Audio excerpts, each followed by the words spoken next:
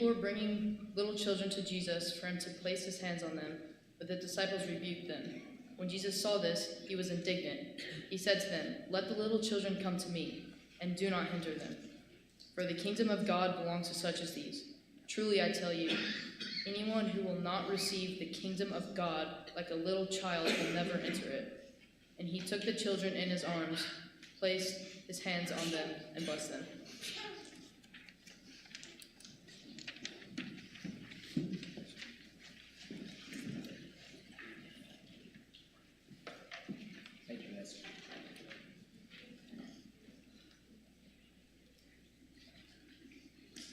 Thanks for that scripture reading, son. I'm so proud of you. It's a really interesting text.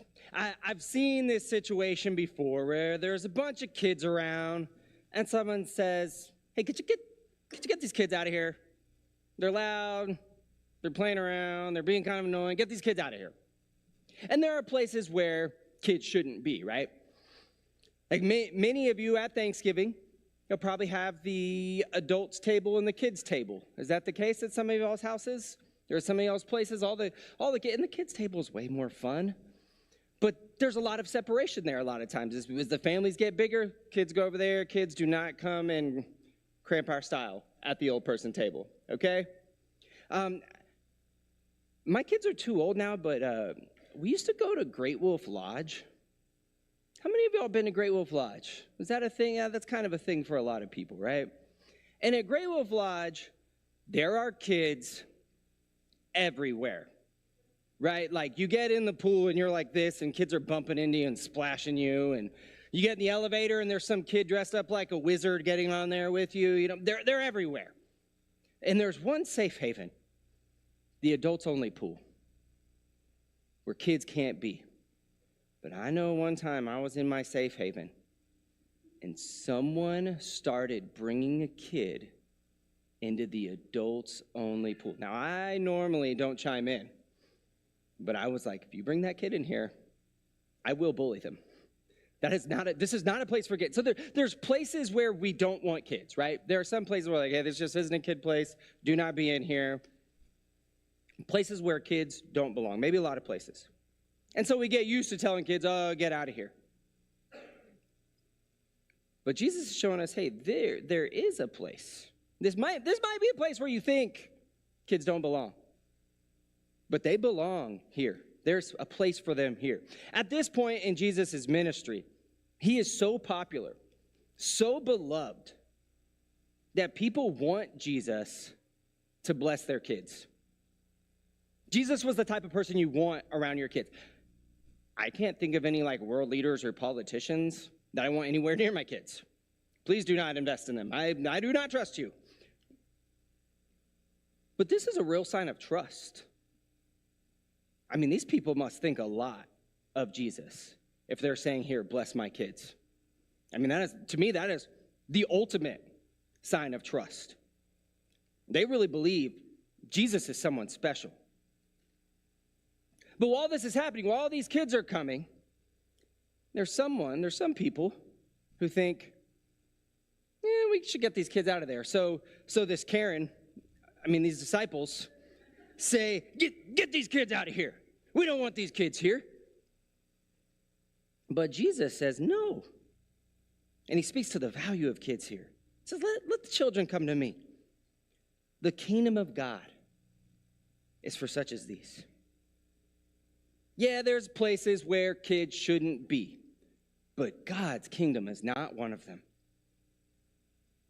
There's not just a place for them here, but they're valued here. They're cherished here. We have some things we could learn from kids. So it's not just to be nice to them and let them feel included. It's because they have something for us. They have something to offer us. And this is really, it's a continued theme in Jesus' ministry.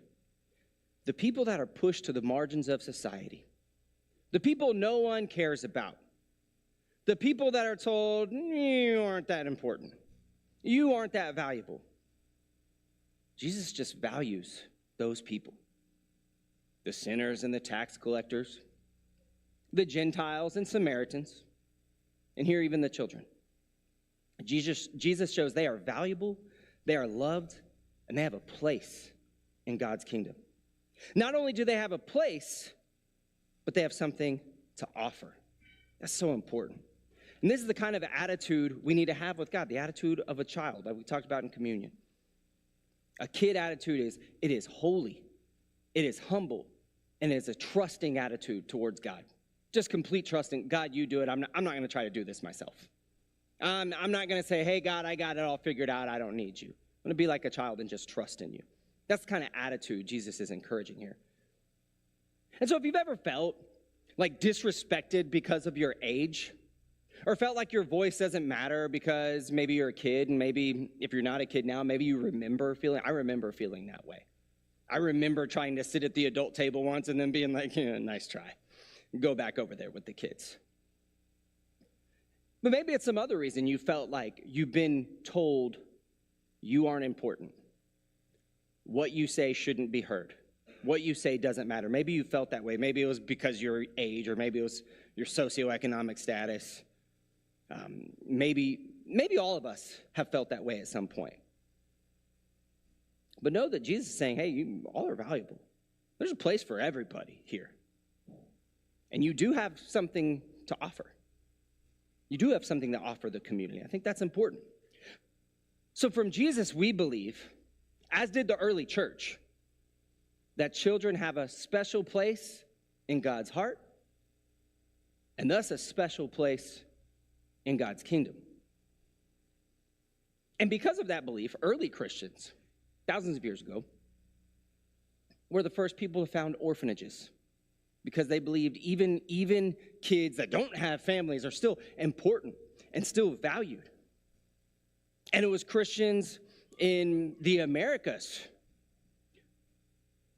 who really were the founders of free public education, because they believed children should be invested in.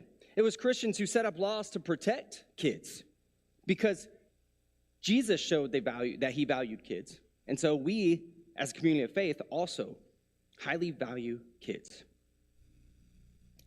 In the early 2000s, the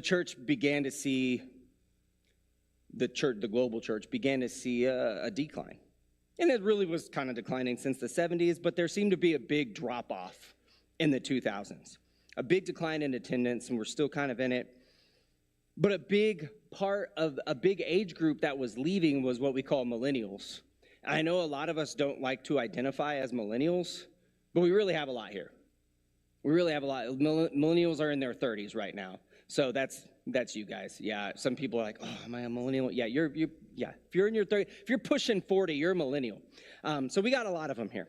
But the millennials, that's the group that actually fell off a lot.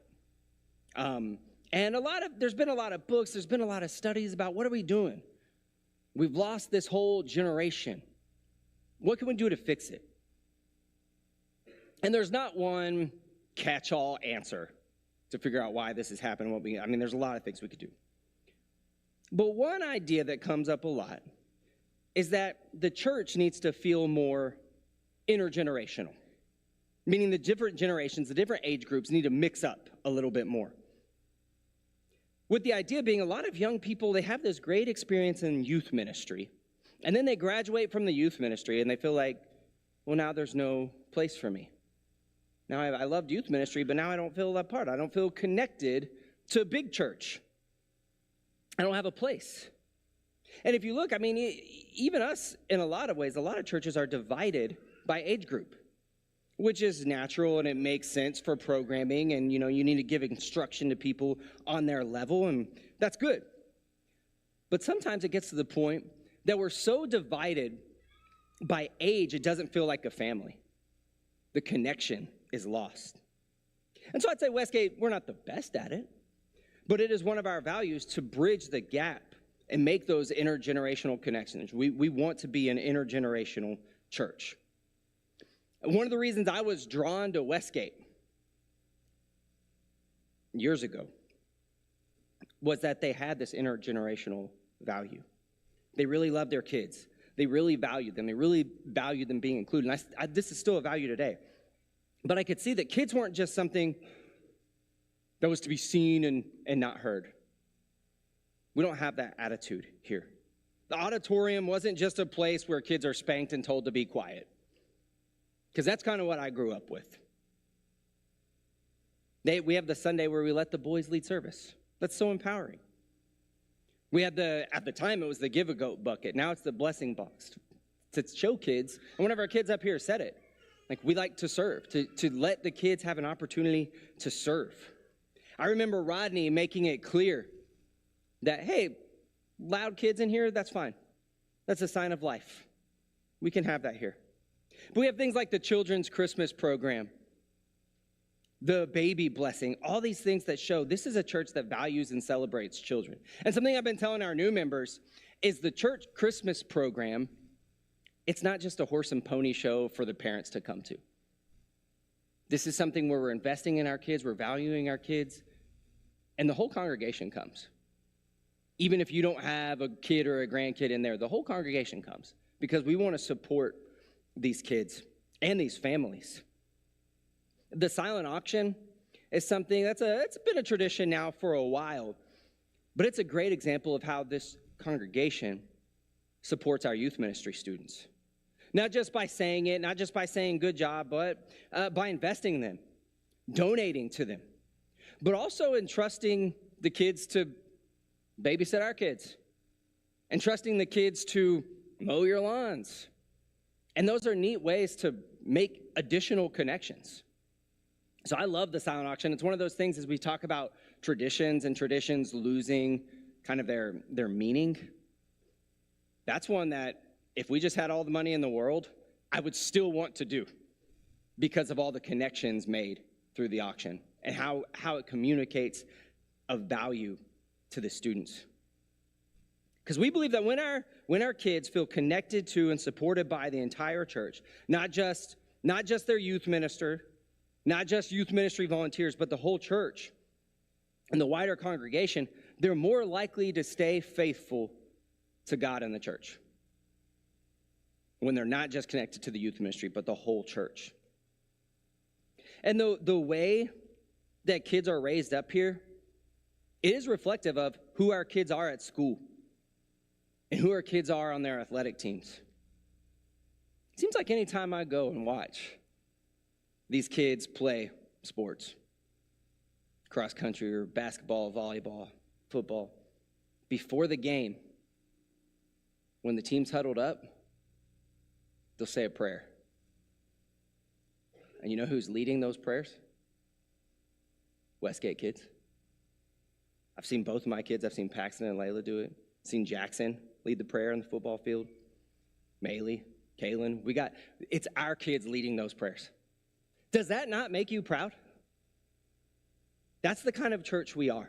It makes me so proud. We love supporting their athletic prowess. We got some great athletes. But we are far more proud that our kids are being the spiritual leaders on their teams. That's a big deal. It takes boldness to speak up, to be a leader on a team. But to be the one who says the prayers, to be the spiritual leader, that is a big deal. But they came from a church and families that believe in them, provides opportunities for them, and has high expectations of them. So in a way, I would say we expect nothing less. Also important to note, Westgate understands that it's not just the church's job to spiritually form their kids. We don't have this attitude that's like, hey, Clay, here's my kids, would you fix them? We know that we as a community all take part in their spiritual formation. But it seems that there's this general idea that we understand that the parent is the first minister. But I also want to preface that with saying one of my problems with family churches and churches that are real big on family is that sometimes in youth ministry, and it's always been the case here, there are students whose family members don't attend church here. And so we also want to make space for them as well to say, like, hey, we want to invest in you. And we know that not every family looks the same. And so we want to make space for that. So we don't want to overemphasize family too much at the neglect of some other things, because we have a lot of students even here today whose parents aren't here, and we're just so glad they're on Sunday morning too. They got up early. Good for them. We're proud of stuff like that. But really, I should also say this, just while I'm speaking to the kids at Westgate. We've had a lot of overachievers over here over the years. I mean, exceeding our expectations. We've had several graduate at the top of their class. And after talking a little bit with Doreen, sounds like we can expect the same from a lot of our new members. We got overachievers over at Willis that are coming over here now too. So this is an exciting time. And I think, again, another one of those things where I look at what's going on, what happened at Willis and what's going on here, and what a nice fit this is. I think a lot of times, though, when we talk about intergenerational stuff, we can almost overemphasize youth. We kind of err young. And to me, if we're just celebrating young people all the time and that's it, that's not totally intergenerational. That's just celebrating young people. And that's kind of the way our world is going, right? And our obsession with the new and with image, we're really overvaluing youth. In 2023, $47 billion were spent on anti-aging products. We are obsessed with looking young and obsessed with airing young. Seems like no one respects age or wants to be old, right? When my kids sometimes call me old. And when they do, they usually don't mean it in a nice way. Dad, you're so old and wise. Yeah, that's not what they're saying. But if we're honest, most of our churches for a long time have erred old. We've kind of favored the old. We did whatever the old people wanted, and the old people ran this. And that's changing a little bit, but we don't want there to be a total changing of the guard, right? I like to think we don't overemphasize youth at the expense of our old folks. And you know who you are, old folks. I know sometimes old is a bad word, but listen, we love our old people, okay? Just going to use the word. I think Westgate is a place that really does honor the wisdom of our elderly. We appreciate who they are, what they've handed down, and we know that they've seen a lot of change. They have a lot of wisdom and knowledge to share. And really, in the world Jesus was in 2,000 years ago, they respected age. They respected the older prophets were kind of the best prophets, the most accurate. Age was respected. So that's why you see Jesus maybe over here valuing kids, because that was the group that was kind of kicked to the side. That was the one that kind of needed the special attention. But we don't want to give them all the special attention at the expense of another group. We set aside our Valentine's luncheon to honor our, we call them golden agers. But if you think about it, what we really mean is the old people. But we set aside, we put all them together with the students. And this is a tradition I've seen at a lot of churches. A lot of churches do that. They have a Valentine's luncheon where they have the elderly in the congregation and the youth group get together. But it is a very fun event. We call our April retreat the all-church retreat. And we're very selective about that because sometimes we're tempted to call it the family retreat. But it always kind of gets corrected, and I think this is important. Because if we call it family retreat, there might be this connotation that, look, this is only for happy married couples with 2.5 kids. And we want people to know, no, this is for empty nesters. We would love to have you here. We would love your wisdom. We love you. This is for single people. This is where we've had kids come that their families don't go here. This is for all the church. We're not targeting one age group or one demographic. This is for everybody. And so really there will be times in meetings with deacons and with elders where we're talking. We want to make sure that our kids feel included, but we also want to make sure that our older members feel included as well. One thing that I think is really neat is that several of our younger families pick up and take some of our older members to church. It's really a cool thing. At Dorothy Emerson's funeral, sweet Dorothy Emerson, Claire Archie got a shout out from the family because they knew this is a church where they're picking her up and bringing her to church. They're picking her up and bringing her to ladies' Bible class. That's what being intergenerational looks like. And that's not about little kids. I think our millennials here, like Claire Archie, our millennials here feel connected with some of our older members here. And that's a special thing. I know the Cheneys used to pick up Miss Pat, and now oftentimes they'll get Miss Nell. I know that Caleb Cheney, where's he at? Caleb Cheney, a 16-year-old boy, has picked up Nell and taken her to church. 17. Thank you, son. But isn't that cool? Isn't it? I mean, I don't know many other places where something like that would happen. I don't know, when you pick her up, I don't know, you're like, all right, Miss Nell's getting in the car. I'm going to set the playlist, right? Put on some Dre. And then I'm thinking maybe, did Alyssa get you this morning, Nell? Did that happen? No, not this time. But I think that's a really cool thing, the way that we will invest in our I don't want to, Nell's not old. But we want to invest in these people. We want to pick them up. We want to help them out. This is a cool church. I'm proud of a church like that. I'm proud that we have people like this. And, I saw this was a value at Willis, too. Whenever I preached over there, I was visiting with Jerry Drennan, and Whitney came up. Whitney is a millennial. And she was talking about getting together because Jerry's her teammate at 42. Dominoes. They get together and play dominoes with the group. I was like, well, that's very intergenerational. That's really cool. And so, again, I really think there's some similar values that were at Willis that have been brought over here that just fit in so nicely.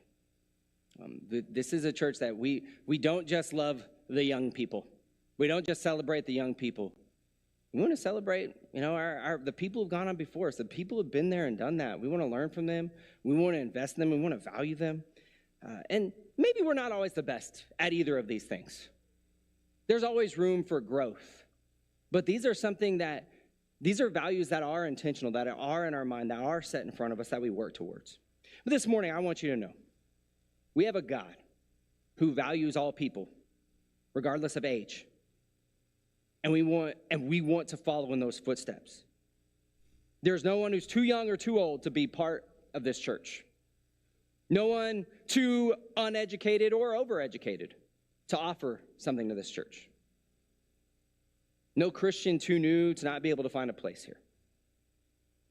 I hope that we can continue to work to be a place that connects the different age groups. And I hope that benefits our young people and they want to stay and continue to be part of God's kingdom here at Westgate.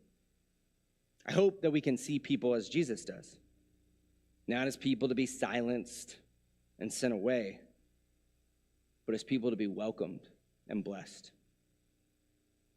If you would like to be welcomed and blessed into the family of God this morning, or if you need any prayers, we invite you to come now as together we stand and sing.